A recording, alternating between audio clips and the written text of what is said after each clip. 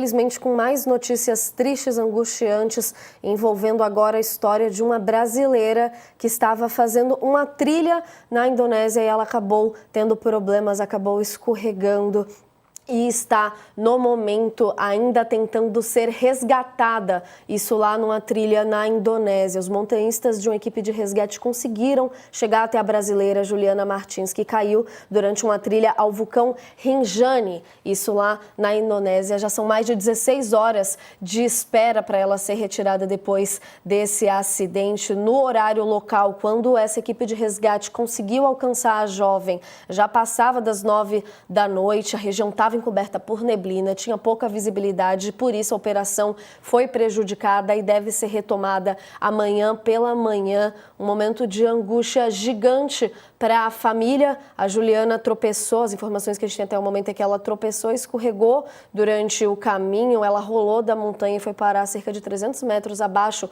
do caminho estabelecido pela trilha, ficou machucada, não consegue se movimentar e agora está nessa angústia do resgate, angústia imensa também da família que acompanha de longe isso tudo. E a gente conseguiu contato com a irmã da Juliana, Mariana Martins, a quem eu agradeço demais o contato com a gente aqui, Marins. Agradeço demais a sua presença com a gente aqui, Mari, porque não consigo nem imaginar a dor e a angústia que vocês estão vivendo agora nesse momento. Queria começar te perguntando quais são as últimas informações que vocês conseguiram ter com a sua irmã a partir da equipe de resgate, como que deve se passar essa noite, né? Imagino que exista uma insistência para tentar esse resgate ao longo da noite, mas aparentemente ele não é possível. Quais são as últimas informações que você tem? Boa tarde. Obrigada por estar aqui com a gente. Boa tarde, agradeço muito o espaço para a gente poder falar sobre esse assunto. Está sendo um momento bem angustiante para a gente, mas está sendo muito importante também todo esse apoio que a gente está tendo na mídia. Minha irmã, ela no momento está com a equipe de resgate, ela ainda não foi resgatada, então a equipe de resgate, como mostraram as imagens, chegou até ela, então chegou com comida, com água. A gente não tem a confirmação de que ela conseguiu ingerir, né, a alimentação que chegou, mas pelo menos também chegou agasalho para ela, porque ela estava apenas com um casaco muito fino. Então, lá é um ambiente muito inóspito, é um ambiente muito aberto, muito alto, então venta bastante. E no dia anterior, né, ontem, né, que a gente virou a noite, então para mim tudo no mesmo dia, tinha uma neblina muito densa e também choveu um pouco. Então a pedra vulcânica ela já é mais lisa, né, o atrito é menor, e quando chove, quando molha, fica ainda menor. Então a pessoa tende a deslizar mais e a gente viu nas imagens que a gente conseguiu, né, de drone de algumas pessoas que estavam lá, ela provavelmente teve machucou a perna de alguma forma, ela não está conseguindo levantar, então ela fica ali sentada e cada vez que a nuvem sai, né, de cima, cada vez que a gente tem ali depois a neblina dissipando, a gente vê que ela está mais abaixo, mais longe. Então a gente consegue estimar com outras imagens que a gente viu que ela deve ter descido já quase 1 quilômetro da onde as pessoas estavam. Então ela está muito lá embaixo e foi difícil para o resgate chegar lá, inclusive o resgate tentou por um lado, tentou por outro e foi por um outro caminho até conseguir chegar na minha irmã. Então a nossa expectativa agora, as informações que a gente tem vindas da embaixada são que o resgate vai ser concretizado amanhã às 6 da manhã do horário local da Indonésia e aqui às 8 da noite. Então daqui umas 2 horas e pouca, né, a gente pretende começar. A gente espera, né, começar a ouvir algumas notícias sobre o início desse resgate.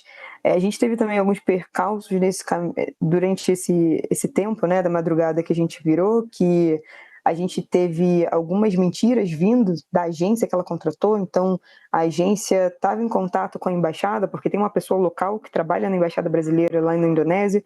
A equipe lá da agência falava que o resgate tinha chegado, a gente se animava, a embaixada passava para a gente, só que na verdade a gente, né, com contato com essas outras pessoas que estavam na trilha também, a gente sabia que era mentira, que a equipe não tinha chegado nada. Então para a gente foi muito angustiante também isso, sem saber se era verdade, mentira, até a gente ter confirmação também visual de que a equipe já estava no local.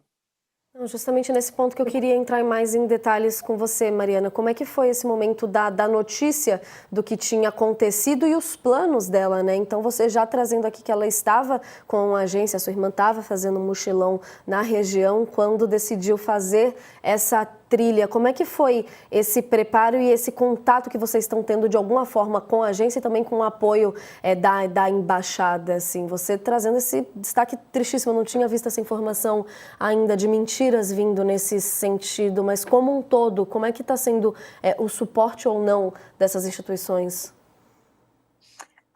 A agência em si, a gente não está tendo muito apoio deles. Assim, o primeiro socorro, né, foi chamado por eles, então a gente teve esse apoio, porém esse socorro demorou 17 horas para chegar e era para ter chegado entre 5 e 7 horas. A informação oficial que a gente tem é que o resgate chega entre 5 e 7 horas. Porém, esse demorou 17 horas para chegar. Então, assim, a gente não sabe o que aconteceu até agora, são coisas que a gente vai a fundo depois para investigar o que aconteceu. Nesse momento, nossa preocupação é só a Juliana voltar viva, né? Então, o primeiro passo, o resgate chega lá, ela permanecer viva, depois tirar ela de lá, levar ela viva para o hospital. Então, a gente ainda tem outros passos para percorrer. Mas a agência em si chamou o resgate, mas não contactou a gente não soube pela agência que a Juliana tinha sofrido um acidente, que tinha saído da trilha, a gente soube por outros turistas que estavam passando no local 3 horas e meia depois que ela já tinha caído. Então a gente achava que ela estava só na trilha, ela avisou pra gente, né, que ela não ia ter sinal lá, a gente mantém um grupo com ela, que ela coloca lá todos os passos dela, onde ela vai estar, quantos dias, com quem, contatos, passagens, então a gente consegue ter controle bem de onde ela está, então isso foi um dos fatores muito importantes para a gente também conseguir entrar em contato com a agência. Ela planejou esse passeio durante essa viagem porque é um ponto turístico muito famoso, né, da região, então minha irmã é muito aventureira, ela faz esportes e tudo, então ela foi fazer essa trilha, planejou fazer essa trilha, planejou fazer com uma agência local, né, que conhece o caminho, conhece a região, então tem bastante experiência para esse tipo de atividade. Então, ela tomou todas as precauções, né, antes disso, mas teve essa fatalidade.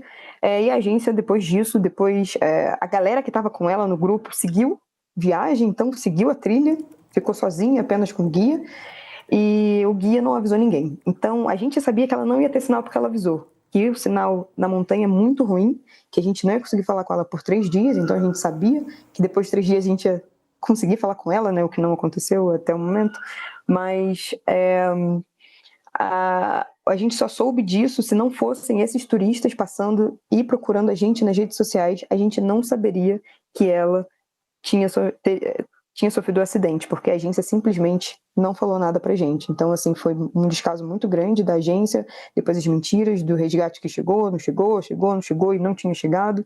Então, assim, isso pra gente foi um ponto muito negativo em relação à agência em si.